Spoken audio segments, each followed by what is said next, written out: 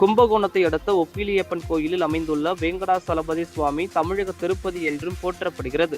இத்தலத்தில் பெருமாள் ஒரே தாயாரான ஸ்ரீ பூமி தேவியுடன் ஒரே சன்னதியில் நின்ற திருக்கோலத்தில் அருள் பாலிக்கிறார். இத்தலம் திருமங்கையாழ்வார், பொய்கையாழ்வார், பேயாழ்வார் ஆகியோரால் மங்களா சாசனம் செய்யப்பட்ட பெருமைக்குரியதாகும். இங்கு மூலவர் பெருமாளுக்கு உப்பு இன்றியே நிவேதனம் செய்யப்படுகிறது.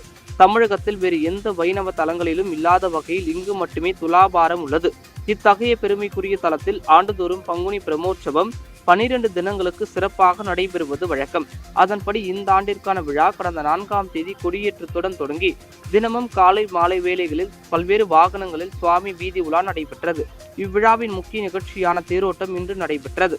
அப்போது உற்சவர் பெருமாள் பூமி தேவி தாயாருடன் தேரில் எழுந்துள்ள தேரோட்டம் சிறப்பாக நடைபெற்றது.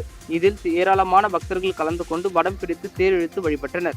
இதனைத் தொடர்ந்து புஷ்பகரணையில் தீர்த்த வாரியும் நடைபெற்றது. இவ்விழா வரும் 14ஆம் தேதி வெள்ளிக்கிழமை மூலவர் சந்நிதியில் நண்பகல் அன்னம் பெரும் படையலும் மாலை புஷ்ப யாகமும் அன்றிரவு விடையாற்று திருவீதி உலாவுடன் பங்குனி பெருவிழா இனிதே நிறைவு பெறுகிறது.